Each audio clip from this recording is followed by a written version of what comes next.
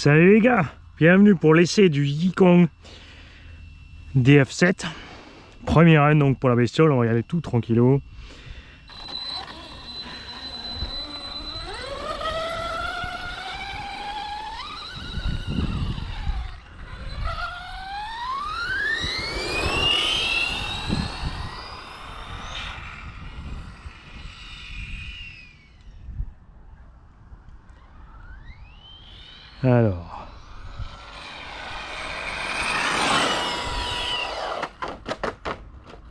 Alors déjà, vous avez vu un peu l'effet du tortus, ça tire de côté. Au freinage, on a eu l'effet inverse. Ça nous a complètement poussé le tulle. On a évidemment le TSM éteint. On va aller l'enclencher pour voir, tiens.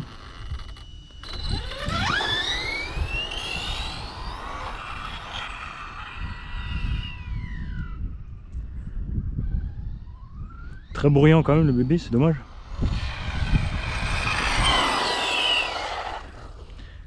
Bon, ça part en crabe, même avec la VC allumée. Là, c'est juste parce que j'ai lâché à temps ce coup-ci.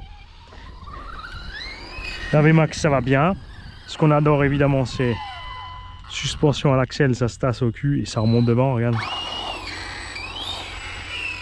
Et à l'inverse, quand on revient...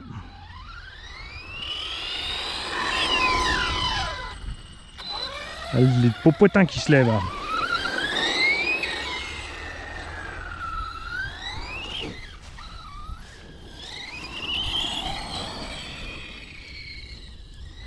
Elle est mollo parce que alors ce qui se passe avec ce... Je rappelle que le pont arrière est bloqué, hein.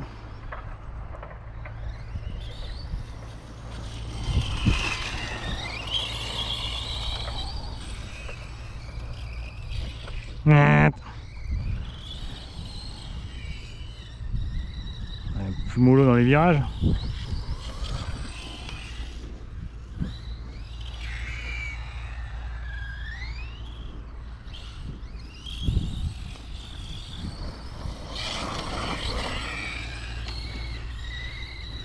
Donc le torque-cuisse, t'as vu, mais quand même vite en défaut.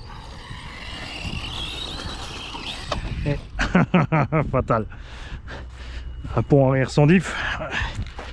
Il y a les plus mollo, hein. On a du grip aussi, l'herbe est sèche.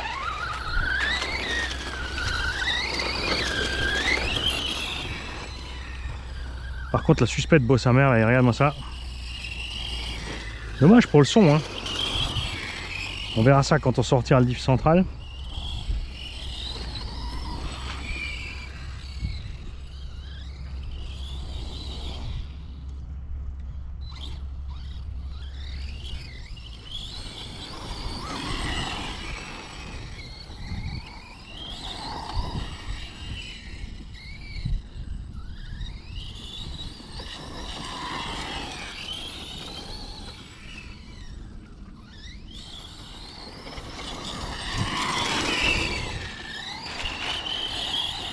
Ouais, il faut être bien doux sur les gaz, ça passe un peu trop, pas assez doux, je veux dire.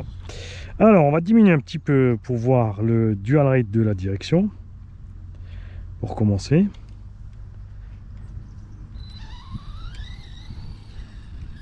Oh là, ça tombe plus du tout. Tu as la main lourde, mon petit Mali? Oh, si peu! Ah non, c'est le trim, ça, mais qu'est-ce que tu fais? Remonte.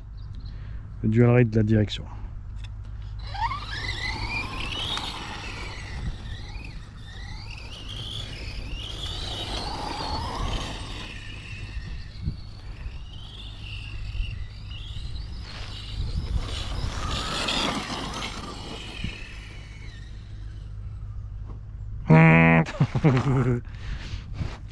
On va remettre plus de direction.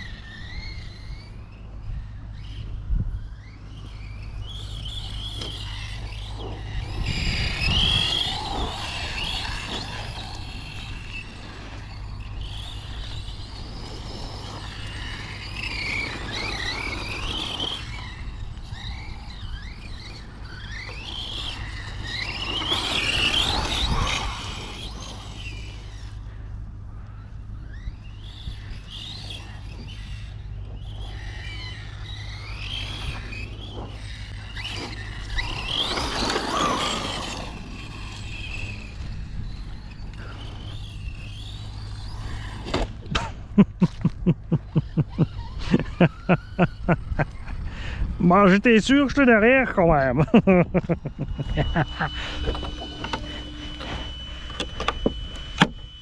Alors la carreau déjà belle et solide quand même. Pare-choc aussi, hein.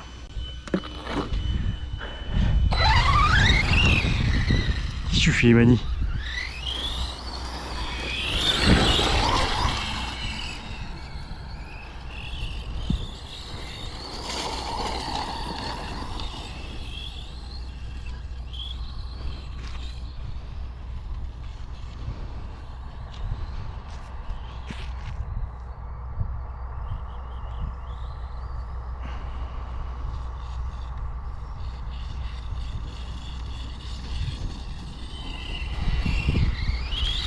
Il va bien quand même, hein.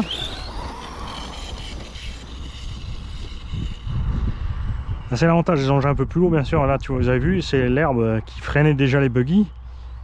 Lui, ça passe, hein.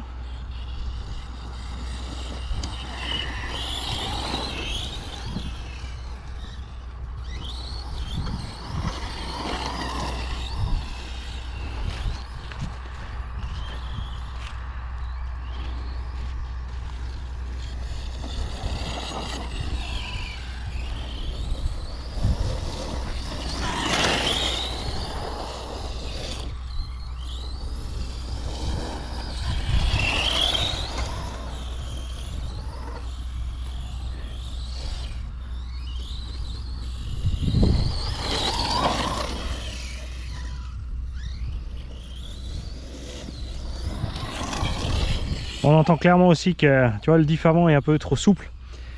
L'espèce de rrrr que tu as, c'est quand je commence à appuyer sur les gaz avec la patte levée. Et chaque fois la roue intérieure qui prend tous les tours.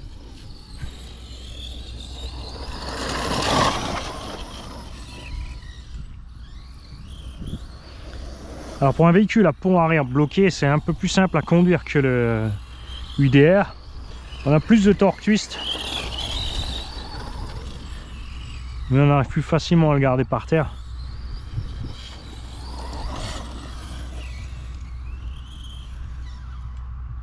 Oh, c'est un peu comme le Super Bajaré en fait.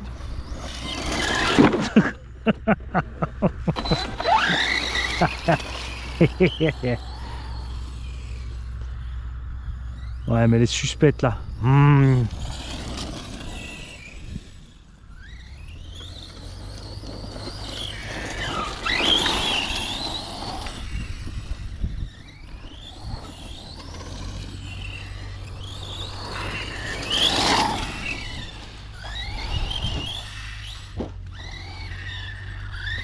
Laisse le piquer du nez, Mani.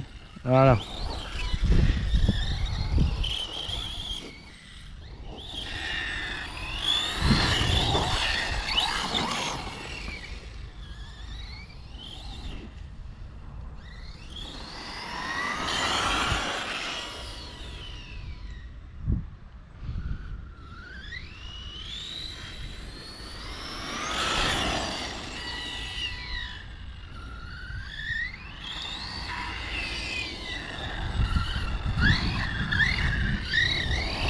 Donc là, tu vois le torque twist, hein, fatal.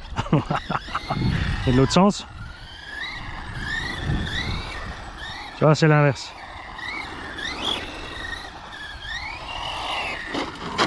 Mais il se renverse aussi quand tu le cherches. Donc gaffe avec ça. Donc là, c'est quand même 10 fois mieux que le Hammer Ray.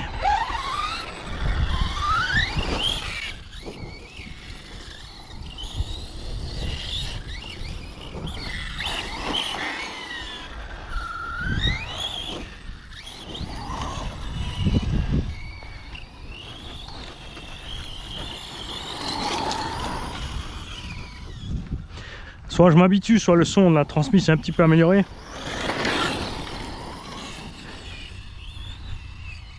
En fait, ça bat régime, hein, que c'est bruyant après, ça va.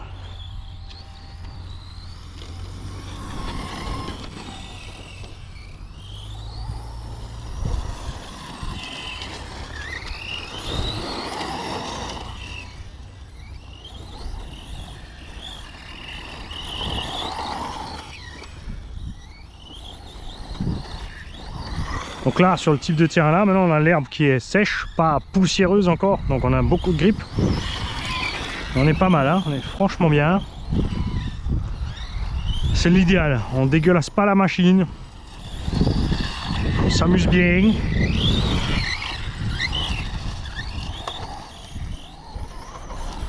Les pneus d'origine, ça va super.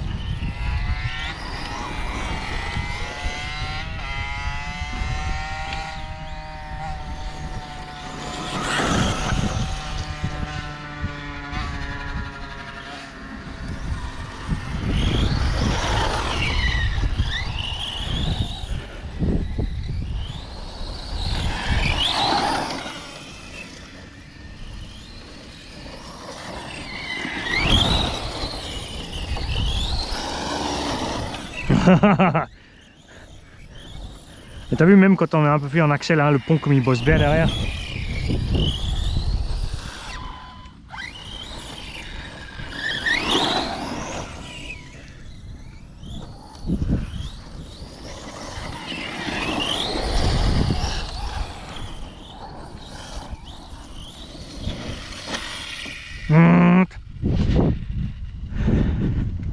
Bon, on durcira l'huile de diff avant. Peut-être pas forcément le central. Quoique. Enfin non, si on durcit trop le central, vu qu'à l'arrière il est rigide, ça va peut-être lui poser plus de problèmes pour les retournements. Parce que la patate, t'as pas le temps de foutre le camp devant. Pour que l'avant puisse prendre des tours en trop.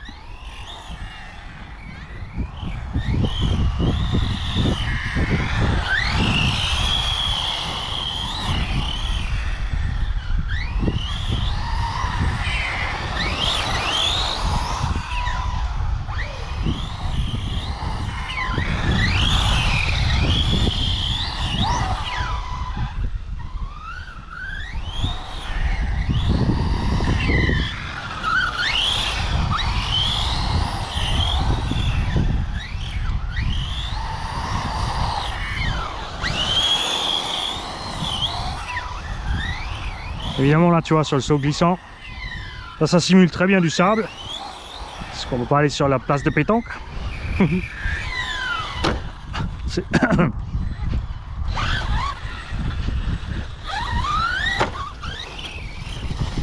Je suis fait, on fait manie. J'essaie déjà de pas tomber en marchant.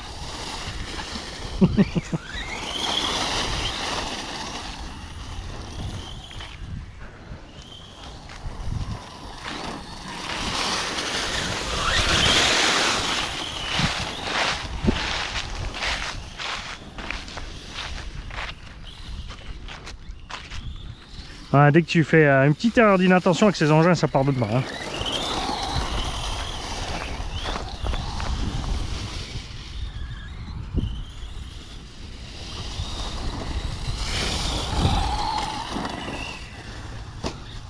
Ouh, une carrière qui traîne là-bas. C'est que cette affaire.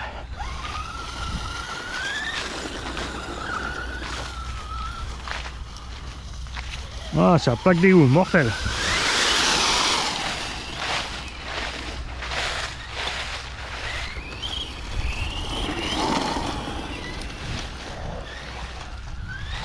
C'est chaud ça.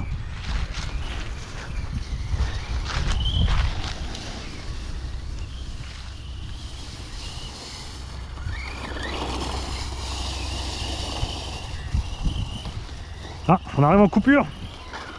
Ouais, total. On n'a pas économisé sur les gaz. Hein. Je roulais un peu plus fort que ce que je roulerais normalement avec ce genre d'engin, juste pour me faire plaisir. On est resté quand même souvent sur les gaz soutenus sur les lignes droites. Toutes les réaxels quasi à fond.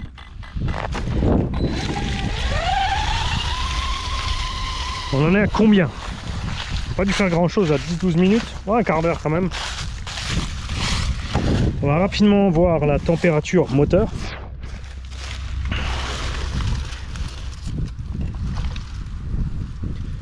Ouais, chaud chaud. Je laisse pas les doigts. Donc un petit 60. Parfaitement acceptable, il fait quand même 25 degrés dehors. Sachant qu'on l'a pas économisé, le prochain pack roulera un peu plus tranquille. Ce qu'on va faire ce prochain pack, j'ai emmené toutes les roues. On va donc monter les Kakapit tout terrain d'abord et ensuite les pistes. Parce que je pense que les pistes sur l'herbe là, si ils glissent un peu plus que ça pourrait être pas mal. Mais franchement sympa ces pneumatiques. Pas de surprise avec la bagnole. L'arbre c'était violent. Bon maintenant on reste à lui mettre des kilomètres. Parce qu'évidemment on va rien voir juste comme ça. Niveau température lipo, elle est tranquille. Hein. Cool. 6S 4500. Évidemment si on met une 5000 ou 6000 on roulera bien plus longtemps. Et finalement c'est pas plus mal. Ça fait des sessions pas trop longues. Avant de tout surchauffer. Ouais on peut mettre un timer et tout ce que tu veux mais j'ai essayé, j'arrive pas à me discipliner si je mets un timer. C'est comme une bride. Si j'utilise la bride je sais qu'à un moment je peux débrider, je vais y aller. On le fera peut-être quand même sur le prochain run. On bridera les gaz genre 75%. Quoique après il suffit de pas mettre à fond. Au moins j'aurai le reste pour les récupérer l'assiette si en cas de besoin.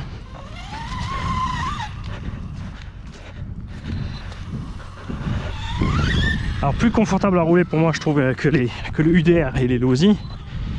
Enfin les Losi indices là, c'est les pires. Rocray, Bajaret, Hammerray, de toute façon la catastrophe. Équivalent à peu près au Super Bajaret. Donc je pense que ça vient surtout des barres stables plus conséquentes. Et l'UDR a moins de torque twist, mais c'est barres stables trop fragiles. Avec les barres de 3, il se comportera aussi plus ou moins comme ça. Sachant que là, on a toujours encore à l'arrière donc un pont bloqué, ce qu'on avait aussi sur le UDR. Je pense que je mettrai le diff dedans. Parce que je préfère le comportement avec le diff. Ça n'empêche pas d'avoir un pont arrière qui glisse sur un simple coup de gaz. Si tu roules, si tu as que des surfaces glissantes, ça pose pas de problème. Mais là, dans l'herbe, évidemment, on va forcer un peu surtout. Le fait d'avoir un pont bloqué à l'arrière, ça force. On est encore cool en température par contre. Hein. Ça va. Franchement, ouais. À voir. J'ai emmené toutes les lipos et toutes les roues. Normalement, j'aimerais pouvoir faire tous les essais moi aujourd'hui. Vous verrez bien sûr les trucs arriver un jour après l'autre. Donc ouais, pour ceux qui ne le savent pas, en fait, quand j'ai un jour de libre et qu'il fait beau, je sors rouler 6 ou 8 heures, je fais 10, 12, 14, 16, 20 vidéos si je peux. Et c'est pour ça que j'arrive à alimenter la chaîne avec plusieurs vidéos par jour. Pareil pour les vidéos d'atelier. Si tout va bien, tu te lèves à 3h30 du matin, à 7h, tu as fait 5-6 vidéos. Tu fais ça 2 fois dans la semaine, ça permet de couvrir une quinzaine de jours, parce qu'après j'ai pas forcément le temps tous les jours. Les mecs, bientôt pour la suite, parce que va y en avoir de la suite. Déjà rien que le fait que le pare-choc n'est pas éclaté dans l'arbre, comme l'aurait fait celui du UDR, ça me plaît.